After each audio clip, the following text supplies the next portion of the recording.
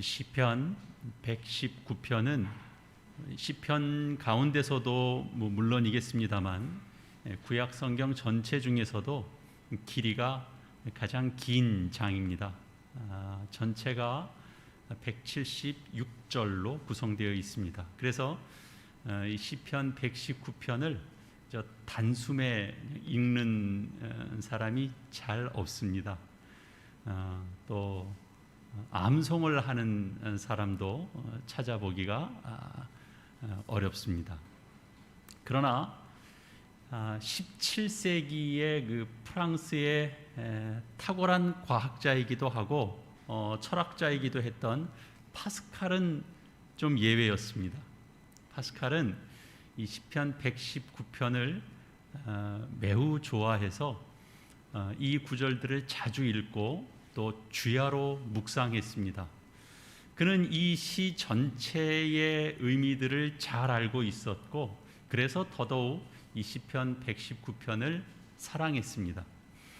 그 파스칼이 남긴 그 수많은 뭐라 그럴까요? 명언들이 있는데 그 중에는 이 시편 119편의 이 말씀을 토대로 한 것들이 또 다수 있습니다.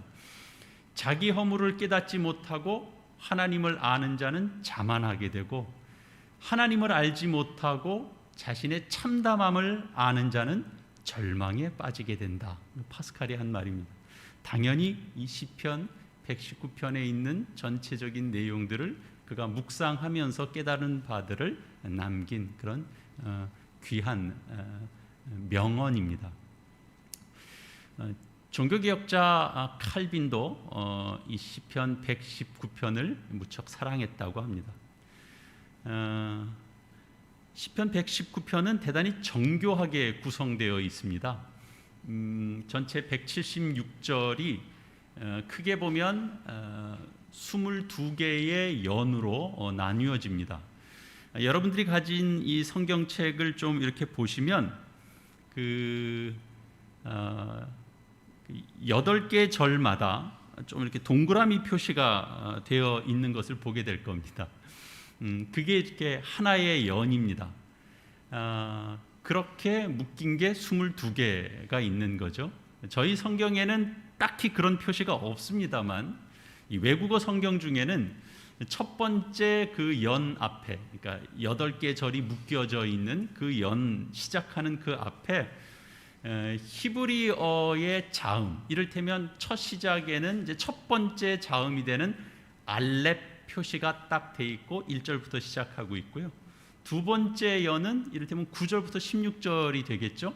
그러면 그 구절을 시작하는 그 앞에는 히브리어의 두 번째 자음 베트가 표시되어 있습니다. 그런 방식으로 예를 들면 17절 앞에는 셋째 자음 김멜이 이렇게 표시되어 있습니다.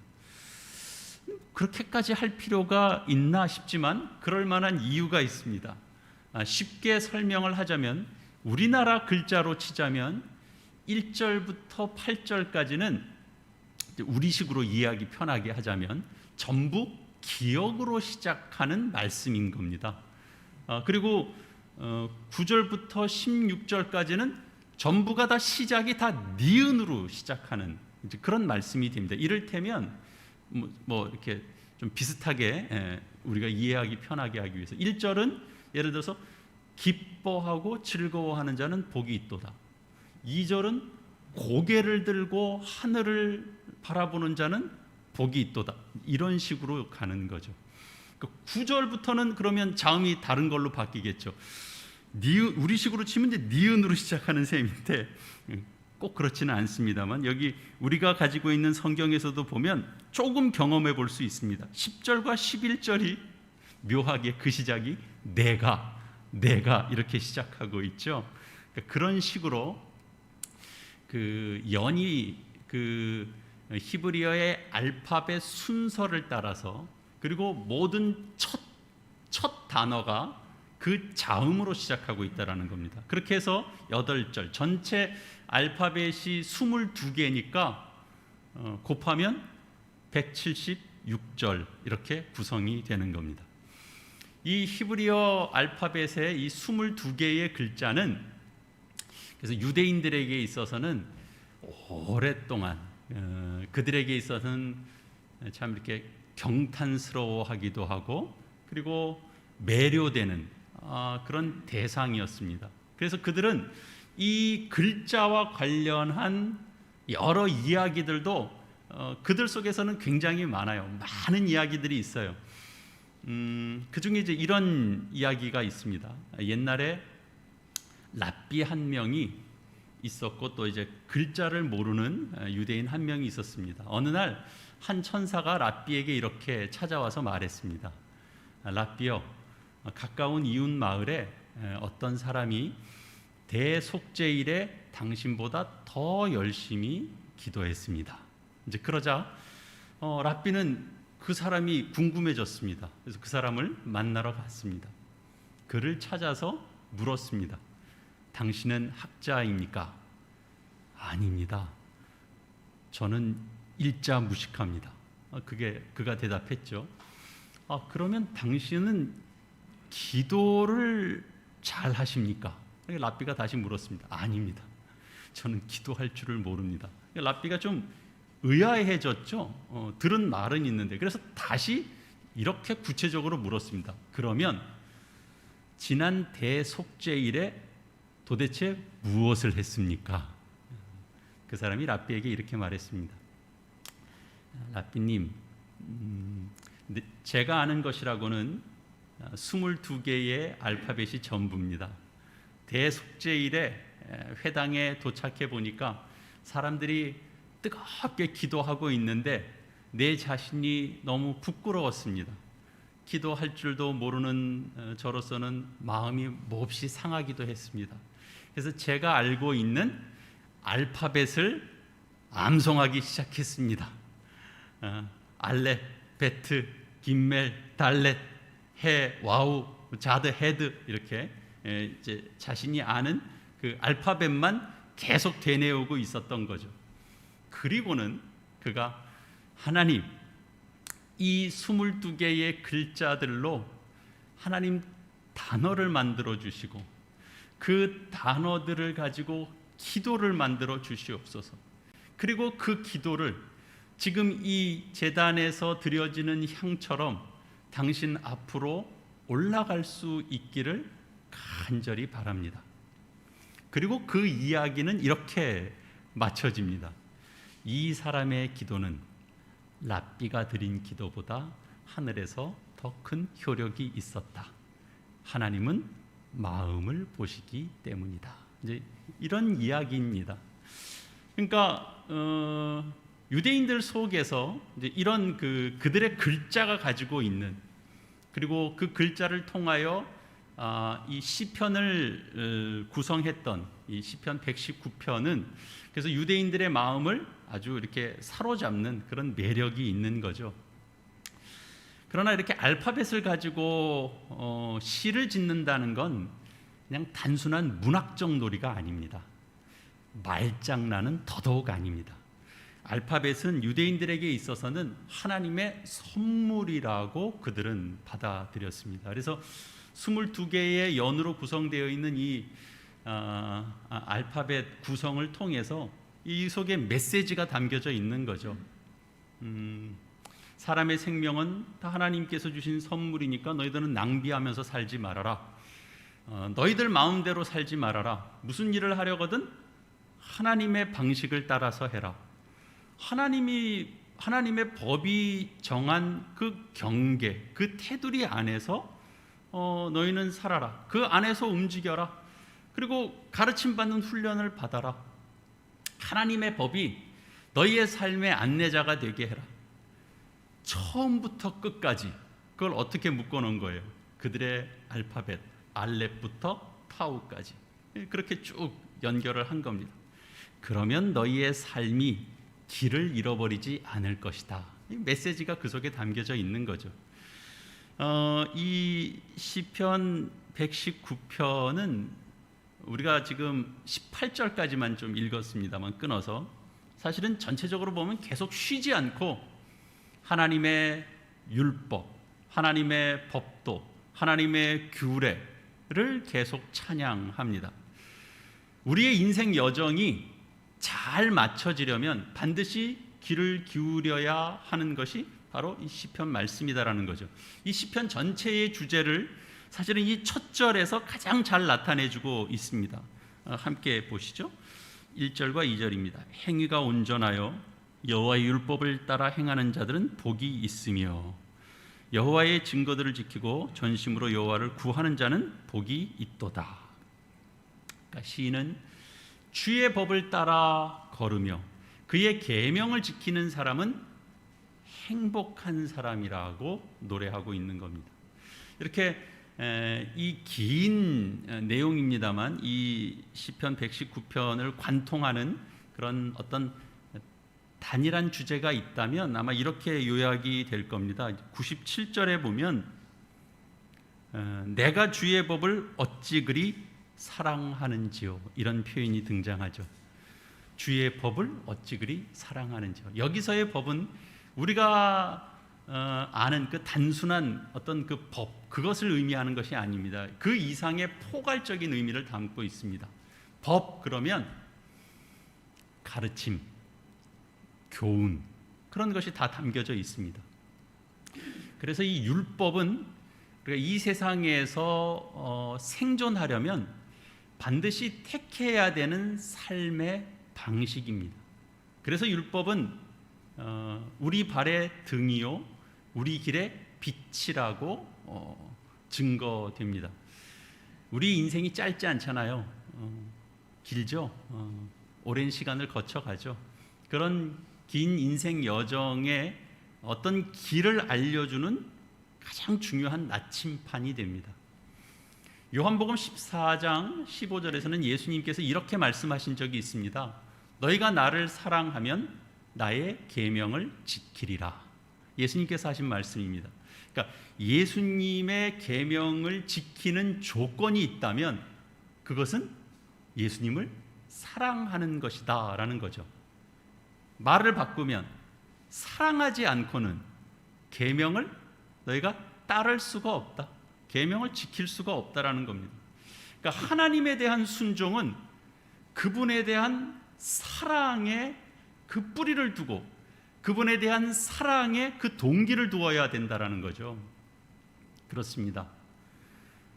우리는 하나님의 법인 이 계명과 이 명령들을 순종의 말씀으로 받습니다. 그래서 순종해 갑니다. 이 순종은 형벌이 두렵거나 그러니까 의무감 때문에 이 계명을 지키는 것이 아닙니다. 그 원천과 그 뿌리는 하나님을 사랑하기 때문에 그렇습니다. 하나님께서 우리를 위하여 하신 일 때문에 우리가 그 하신 일을 기억하면 우리는 하나님을 사랑하게 되는 거죠. 그리고 이 사랑 때문에 결국은 그분이 우리를 향하여 하신 말씀도 결국은 우리를 복되게 하시려고 하시는 말씀이다라는 걸 우리가 알기 때문에 그 계명에 순종하게 됩니다. 그러나 일반적으로 우리가 법이라는 이 용어 속에는 이 세상에서 말하는 법뿐만 아니라 우리가 율법을 다 포함해서 좀 부정적인 뉘앙스가 좀 강하게 담겨져 있죠. 법 그러면 금지할 것들이 그 속에 담겨지는 겁니다. 금지를 가리키는 것처럼 우리는 인식됩니다. 그래서 우리의 자유를 제약하거나 제한하는 것으로 우리는 이제 받아들이죠. 그러나 또 그 법이 그 묘하게 금지하는 쪽으로 우리를 이렇게 유인하는 어떤 효과도 그 속에 있다, 이렇게 말할 수 있습니다. 예를 들어서 자녀에게 이렇게 얘기를 하는 겁니다. 어린 자녀에게, 야, 너희들 거실에서 이 장난감 가지고 얼마든지 너희들 하고 싶은 대로 놀아도 된다. 그런데 안방으로 가지고 들어와서 침대에서 놀면 안 된다. 이렇게 얘기하는 겁니다. 그리고 나면 나중에 이 아이들이 본래는 침대에 가지고 가서 장난감을 가지고 놀 생각은 없었는데 시간이 지나면서 슬그머니 그 짓을 하고 싶어집니다. 딱딱한 바닥에서 노는 것보다는 침대에 가져가서 놀면 훨씬 더 흥미로울 것 같은 생각이 들어요. 그래서 이처럼 법은 우리의 어떤 선택과 행동을 이렇게 제약하지만 그 법이 있음으로 해서 인간 본성에 끌리는 것도 사실입니다. 그러나 시편 119편의 시인은 이 법이라는 단어를 전혀 다르게 이야기합니다. 법은 자유에 관한 것이라는 겁니다. 자유의 창조라고 이야기합니다. 하나님의 법을 순종하는 것은 우리의 삶의 스타일을 망가뜨리는 것이 아니라 우리의 삶의 스타일을 창조하는 것이라고 이야기하는 겁니다. 여러분이 새로운 삶의 스타일을 창조하고 싶으십니까? 그러면 하나님의 법에 순종해 보십시오. 하나님의 법에 순종하면 삶의 새로운 스타일이 창조됩니다. 그리고 새로운 자유가 이런 데서 쓰일 수 있구나라고 하는 그 새로운 자유를 만끽하게 될 것입니다. 하나님의 법은 진정한 자유를 만들어내기 때문에 그렇습니다. 예수님께서 앞에서 이제 요한복음 말씀 언뜻 말씀드렸습니다만, 동일하게 예수님께서 그 하나님의 법과 자유와의 관계를 이렇게 가르친 적이 있습니다. 너희가 내 말에 거하면 참으로 내 제자가 되고 진리를 알지니 진리가 너희를 자유롭게 하리라. 예수님께서 하신 말씀이죠. 조금 풀어보자면 너희가 내 말에 거하면, 결국 내 법에 거하면 그 말입니다. 그러면 너희가 참 내 제자가 되고, 내 제자가 되면 참된 것이 무엇인지를 알게 될 것이다. 진리가 무엇인지, 진실이 무엇인지를 알게 될 것이다. 그 진실이 무엇인지를 알게 되면 진정으로 너희는 자유로운 삶을 누리게 될 것이다. 그렇게 말씀한 겁니다. 여러분, 네덜란드는 간척지로 유명한 나라입니다. 바다를 메워서 그 저지대를 육지로 만든 그 간척지를 일명 뭐라고 부르냐면 폴더라고 부릅니다. 그 폴더는 해수면보다 낮습니다. 여러분이 이 폴더에 살고 있다라고 한번 생각을 해보십시오. 그 폴더 주위에는 그 바닷물을 막기 위해서 쌓아놓은 제방들이 둘러쳐져 있습니다. 근데 누군가가 그 제방에 그 구멍을 내는 일이 벌어진다면 그 폴더 전체가 물에 잠기게 될 것입니다. 물론 이제 그 속에 살고 있는 여러 주민들도 다 함께 잠겨버리게 되겠죠.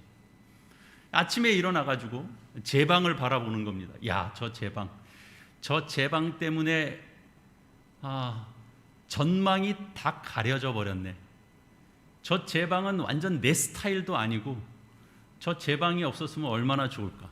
앞이 탁 트이고 정말 시원할 텐데. 이렇게 말하면서 궁시렁궁시렁거리는 사람이 있을까요? 폴더 안에 있는 사람들은 그 제방이 있어서 안전한 겁니다. 그래서 그 제방을 볼 때 그들은 감사의 고백을 하게 되겠죠. 이 제방이 둘러싸져 있는 속에 있는 사람은 좀 행복하다. 제방이 둘러싸져 있어서 그 생명이 안전한 사람은 행복한 사람이다. 제방을 잘 수리하고 제방을 잘 지키면서 사는 사람들은 복된 사람이다. 제방이 뚫리지 않도록 그 제방을 잘 지켜가는 사람들은 행복한 사람이다. 그렇게 고백하지 않을까요? 그렇죠. 하나님의 법은 이 제방과 같은 것입니다.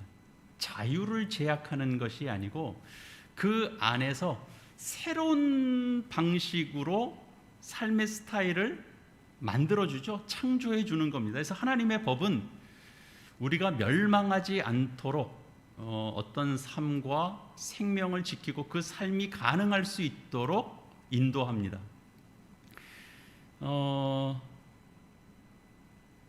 44절인가요? 거기에 보면 이런 말씀이 있죠. 내가 주의 율법을 항상 지키리이다. 영원히 지키리이다. 45절은 내가 주의 법도들을 구하였사오니 자유롭게 걸어갈 것이오며 이렇게 되어 있습니다. 나는 자유인입니다. 나는 속박을 받지 않고 자유롭게 다닙니다. 그게 왜 그러냐? 내가 그 주님의 계명과 법들을 추구하기 때문에 내가 자유롭다라는 거예요. 주님의 계명 때문에 내가 속박을 당하고 있습니다. 이렇게 고백하지 않습니다. 여러분, 하나님의 법, 그러면 우리 10계명 떠올리게 되죠. 그 10계명, 그 10계명을 10가지 계명을 한번 이렇게 암송해 보실까요? 기억나시는 것들을 한번 얘기해 볼까요? 그러면 대부분의 사람들은 10계명의 머릿말, 그 10계명의 전문은 빼놓고 암송할 가능성이 매우 높습니다. 근데 10계명의 전문은요, 사실은 그 우리 시대의 어떤 헌법의 전문과도 같습니다. 그러니까 이스라엘 민족에게 있어서 헌법과도 같은 이 10계명에는 사실은 다음과 같은 전문이 실려져 있습니다. 나는 너를 애굽 땅 종되었던 곳에서 인도하여 낸 내 하나님 여호와니라. 그리고 10계명이 시작해요. 그래서 이 전문을 무시하고 빼먹고 나면 사실은 10계명 자체를 사실은 송두리째 이렇게 흔들어 버리는 거나 마찬가지예요. 10계명이 사실은 축복으로 주어졌는데 그 말씀을 빼버리고 나면 마치 저주스러운 것처럼 들리게 돼요. 삶의 방식으로 줬는데 그냥 이것 때문에 10계명 때문에 내가 못 살겠구나. 이게 죽음의 길로 바꿔버리는 게 된다고요. 전문이 없는 10계명은 우리 모두를 그냥 도덕적인 행위만 하는 사람들로, 그리고 그 10계명 자체가 도덕적인 잣대로만 작용이 될 가능성이 많습니다. 10계명을 지키면 선한 사람이 되고 10계명을 어기면 나쁜 사람이 되고, 단순히 그런 식으로만. 10계명의 전문 없이는 사실은 우리는 다 10계명을 지켜도 도덕주의자밖에는 안 됩니다. 도덕 점수를 이렇게 우리가 잘 따서 잘 정립해 뒀다가 나중에 그걸로 이렇게 보상을 받으려고 하는 그런 사람들이 될 수밖에 없습니다. 그런 식으로 10계명을 바라봐서는 안 됩니다. 그렇게 이해해서도 안 됩니다. 나는 너를 애굽 땅에서 그 종되었던 집에서 이끌어낸 내 하나님 여호와이니라. 이 말씀을 떼고 10계명을 생각해서는 안 됩니다. 10계명의 전문은 결국 성경 전체를 이렇게 한 문장으로 요약한 요약문이라고 할 수 있습니다. 성경이 도대체 무엇을 가르치려고 하는 건지, 보다 무엇이 중요한지를 사실은 가르쳐 주는데, 결국은 이 전문 속에 10계명을 시작하는 바로 그 서두에 가장 좋은 복음이고, 이것이 복음의 요약이라는 것을 우리에게 알려줍니다. 그리고 하나님께서 이스라엘을 위하여 무슨 일을 하셨는지, 그들을 위하여 하신 일이 뭔지, 그건 해방이라는 거죠. 종되었던 집에서 이끌어낸 내 하나님 여호와이니라. 그러니까 더 자세하게 설명하면 이 10계명 전문은 10계명 그 전체를 그냥 도덕이나 윤리적인 규칙 그런 정도로가 아니라 감사할 수 있는 조건, 감사할 수 있는 표현으로 다 바꾸는 역할을 합니다. 그래서 사실은 그 전문이 있기 때문에 우리는 그냥 도덕적인 윤리적인 규정을 지키는 사람들이 아니고 자유롭게 하나님의 법을 따르며 감사할 수 있는 자로 하나님께서 우리를 그렇게 만들어 가시는 겁니다. 그래서 우리에게 너희 거짓 주인에게 묶여서 거기서 살고 벗어나지 못했던 그 자리에서 내가 해방시켜 주었기 때문에 너희의 입술을 통하여, 너희의 삶을 통하여 감사합니다 라고 하는 고백을 받을 수 있다는 게 이제 하나님의 의도인 거죠. 그래서 장차 우리 자녀들이 10계명의 이 의미가 뭐예요? 십계명이 왜 있는 거예요? 라고 누군가가 묻는다면 우리는 이렇게 이야기해야 되는 거죠. 이스라엘은 애굽에서 노예들이었다. 바로의 노예였다. 그러나 하나님께서 그분의 힘센 팔로 그 이스라엘을 애굽에서 구출해 주셨다. 우리도 그들과 함께 구출하신 것이다. 하나님. 그래서 우리에게 주신 말씀이다. 십계명이. 그렇게 이해해야 되는 거죠. 그래서 이 십계명의 전문이 가르치고 있는 가장 핵심적인 교훈은 뭐냐면 하나님께서 먼저 우리를 위하여 일하셨다라는 것입니다. 하나님은 우리보다 먼저 일하신다는 겁니다. 하나님께서 그 아들 예수 그리스도를 통해서 우리를 하나님과 먼저 화해시키셨습니다. 그리스도께서 먼저 우리를 위하여 죽으셨고 그리스도께서 먼저 자기 피로써 우리를 의롭다고 칭해 주셨습니다. 그리고 나서 우리는 하나님께 무언가 할 수 있는 거죠. 하나님 앞에, 그리스도 앞에 감사합니다. 감사합니다. 이렇게 표현하며 그 감사의 삶을 살 수 있는 겁니다. 이게 성경의 순서입니다. 이게 성경이 가르치려고 하는 순서입니다. 십계명에 있는 한 계명 한 계명을 이 하나님의 은혜에 대한 감사의 표현으로 우리는 이해할 수 있어야 되는 겁니다.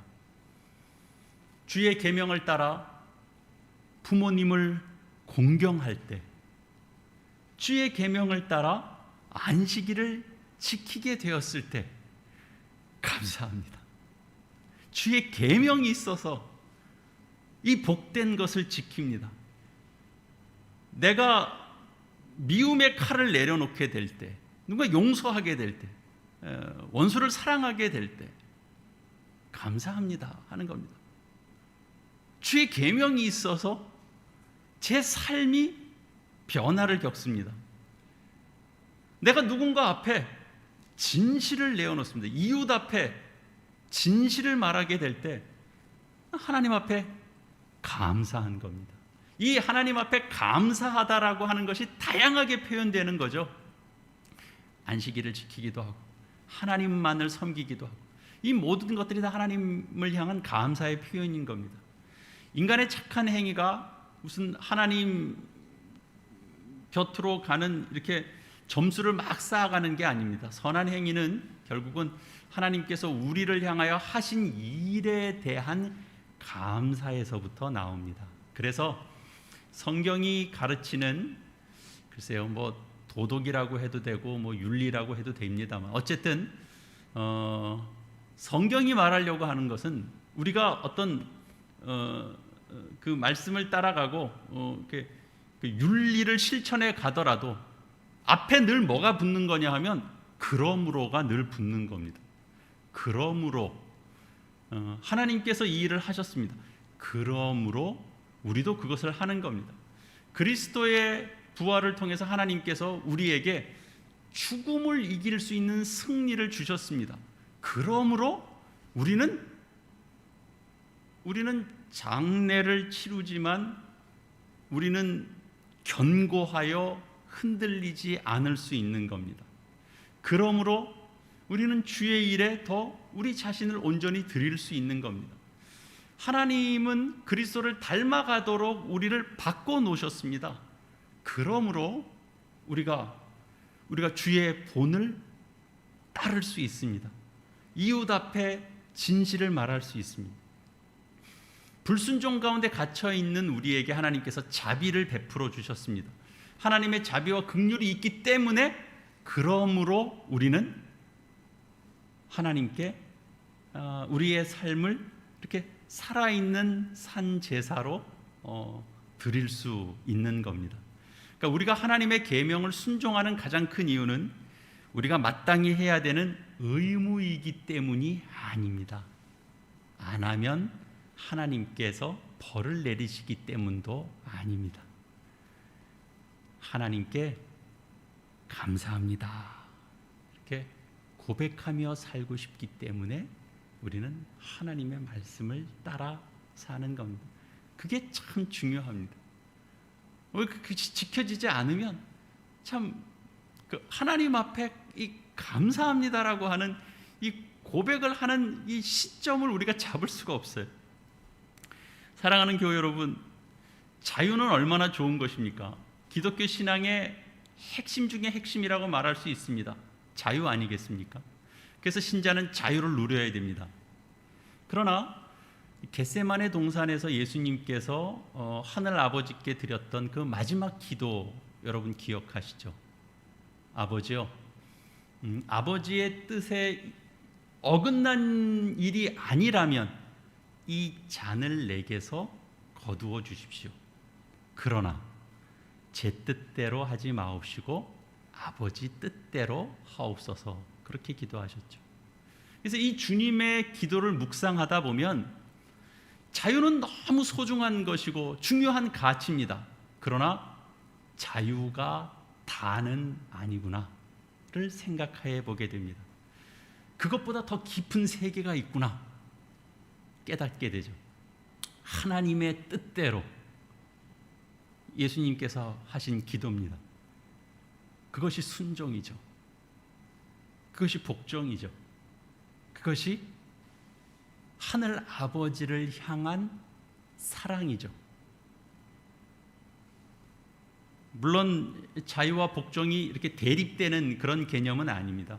앞에서 제가 언급한 것처럼 그 자유가 어떤 새로운 창조를 낳습니다. 그 창조적인 자유로움이 결국은 하나님의 법을 따르는 복종과 사랑으로 나타나지게 될 것입니다. 하나님의 법은 우리의 인생을 전혀 다른 차원으로 이끌어 갑니다. 하나님의 법은 내 발의 등이고 내 길의 빛입니다. 하나님의 법은 우리의 인생을 복된 인생으로 만들고 감사의 인생으로 만듭니다. 그 깊은 고백을 경험하는 그런 우리 모두가 되어야 되고요. 그 깊은 그 은혜를 우리 늘 사모하며 사는 자로 살아야 되고 늘 소망하는 자로 그렇게 살아야 됩니다. 우리가 할 수 있는 이 고백의 참 소중한 가치가 바로 여기에 있는 겁니다. 아까 44절에서 본 것처럼 내가 주의 법을 어찌 그리 사랑하는지요. 하나님이 그 자리까지 이끌어 갑니다. 내가 어떻게 하나님의 법을 사랑하게 된 자가 됐는지, 내가 어떻게 다른 걸 사랑하는 자가 아니라 하나님의 법을 사랑하는 자가 됐는지 감탄이 나올 수밖에 없습니다. 하나님이 이 시편 기자의 인생처럼 우리 모두를 그렇게 인도하실 것입니다. 사랑하는 교회 여러분, 주의 법에 여러분의 인생을 거는 것을 주저하지 마십시오.